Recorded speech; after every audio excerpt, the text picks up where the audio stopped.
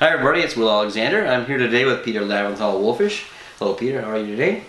Good to be here, sir. Good. Peter's running for the Board of Directors for Zone 7, Central Ontario. And I'm going to ask him a few questions today for all you the viewers out there. First of all, Peter, can you give me a rundown on your dog show, or just dog experience? Oh, thanks, Will. Thanks for asking. Basically born a dog show brat. Born and raised into the dog show community. As a kid, Mom hauling us back and forth to dog shows every weekend. So that was kind of the intro. As far as experience with dogs, started off as Mom's kennel boy. Cleaning out the dogs and learning that way. But the truth be known, sort of around junior high, fell away from dogs. Found other interests to distract me. What got back into dogs in 1983. Bred my first litter of miniature poodles. At that time, based on my mom's bloodlines. Registered my first litter, joined the CKC. And so now, many years later, with my kids all grown up and left the nest, came back into the dog world, breeding new bloodlines and miniature poodles.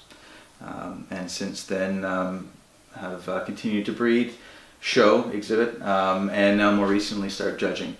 Current status right now, CKC member, life member, and I've had the privilege of serving the members in Zone 7 and the Board of Directors for the previous 3 years. One of the first duties of a new board is to review the current strategic plan and strike a new one. As a candidate, what do you feel the 5 most important initiatives should be? Great question, Will. And to speak to that, I have a very unique perspective on that particular question. Currently, I am the chair of the Strategic Planning Committee, and in my background, one of my strengths, professionally speaking, is strategic planning and execution. To your point about reviewing the strategic plan, absolutely, the new board in partnership with the Strategic Planning Committee will need to review the strategic imperatives of the organization. But it's not so much about throwing the baby out with the bathwater as it is looking at the current plan and refining it to the as-now conditions the CKC is facing. So I wouldn't suggest that the new board coming in would discard the previous initiatives, but rather review them and refine them to be appropriate to the next 3 years. Now that said, when we talk about what is key to the strategic plan, definitely enhancing the members' experience and improving value for the members that receive from the CKC is key. But also dog advocacy. There are so many pressures that the CKC and us as members and participants in the sport of purebred dogs are facing. Whether that be pressures from mixed breeders, puppy mills, pressures from municipalities, provincial and federal legislatures passing laws that impact our sport. These are the issues that we face, and I think the CKC in its strategic plan needs to set those as a priority to continue to engage stakeholders in government and veterinary associations to advocate for purebred dogs and all dogs in general.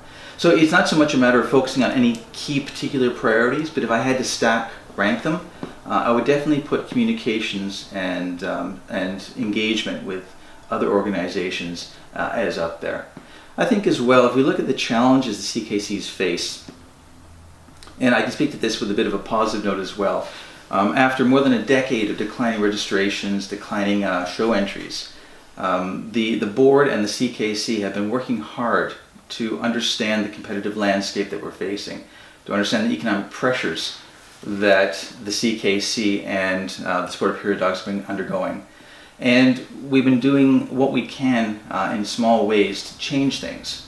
And I'm pleased to say that this is actually the first year we've seen a slight uptick in registrations and in entries. So I think I felt that myself. Yeah, there has been an improvement.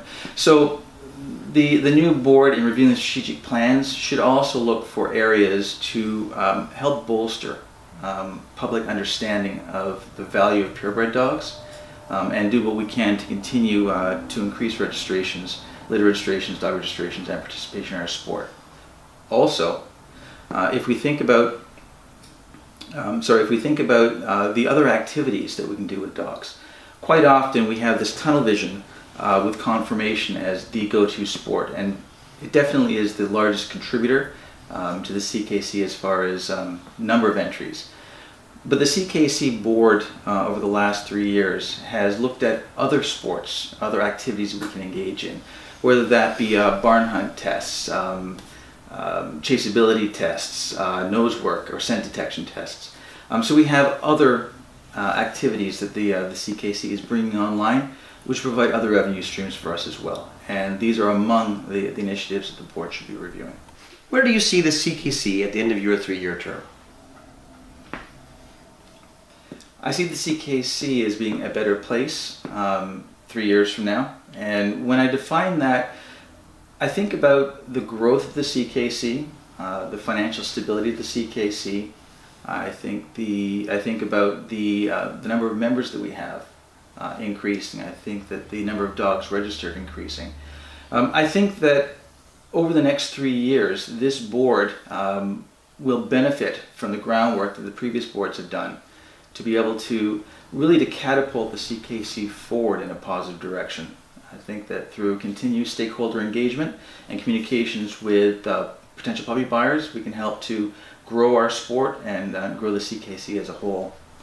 I think that the next 3 years really define through the new computer system that the CKC will be launching in June of 2018. A new system that will really redefine the members' experience and how they engage with the CKC. One of the things that has been sorely lacking, and we've been speaking to members over the past 3 years about what concerns they have with the CKC and what they like to see from the CKC going forward. And certainly better service has been a strong battle cry, and there has been significant improvements over the previous 3 years in member service and turnaround times for results and registrations. But I think that in the next 3 years, with the new computer systems coming online, the ability for members to engage with the CKC on a 24/7 basis, anytime, any place they have internet, will significantly improve the members' experience. And response times and results will be much better. So I see that next 3 years, the CKC will only becoming a better place. Well, my next question was going to be what improvements or programs you see being introduced, but you seem to have covered that very well in the last question. So we'll move on. Thank you.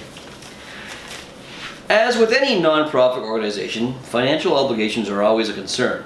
The CKC has gone from boom to bust several times in recent years. That being said, what financial skills and vision would you bring to the table to ensure the CKC continues to grow? Off the cuff. Off the cuff. No, perfect. No, well, thanks for asking that question. I feel as a candidate for the CKC elections this year, as well as my experiences in the last 3 years, I'm actually quite uniquely positioned to help the CKC out. I have about 20 years of business experience as an entrepreneur and small business owner. And more recently, I've also completed my Master's of Business Administration with the Richard Ivey School of Business. Very unique perspective, not just for profits, but also non-for-profits, in how to understand and read a financial statement. And it puts me in a position to understand some of the challenges the CKC is facing in how it runs its finances, but also understanding the competitive pressures analysis of the competitive environment. And I can bring these perspectives to the board table in the decisions that I help to make and formulate. But I mean, honestly, it's really about understanding and listening and paying attention to what's going on around you and bringing those insights into discussions in the decision-making process. The CKC's main source of revenue is from shows and trials and, of course, registration. Previous boards have continued in a quest to develop new sources of revenue. What suggestions do you have that would help promote financial growth? Well, the way I hear the question, there's actually 2 avenues that we should talk about. One of them is new sources of revenue. And by all means, the CKC in its diligence should look to bring on new sports and new activities that will help to provide new sources of funding. Whether that be scent detection work or other certifications and awards that we can provide to purebred dogs, and also actual foot mixed breeds. But I think if we look at the CKC's overarching mandate, under Agriculture Canada, the CKC's job is to register purebred dogs.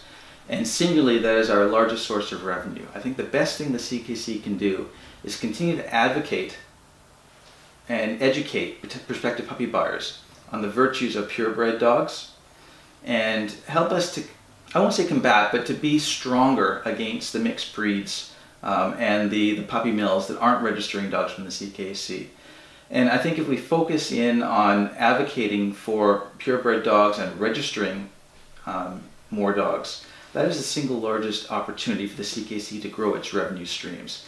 If you think about it though, the more puppies that are registered as purebred dogs, the more dogs we have funneling into all the disciplines. So starting from the top down, we can actually increase the organization, the financial stability of the organization. Further, by increasing registrations of purebred dogs, it allows us as purebred breeders to advocate and educate to prospective puppy buyers on other activities they can do with their dogs within the CKCs. Well, thank you, Peter. That was a good interview. And Thank you, Will. For the viewers, I strongly urge all of the members to vote, please. It's your right and your privilege, but it's also your obligation. Thank you.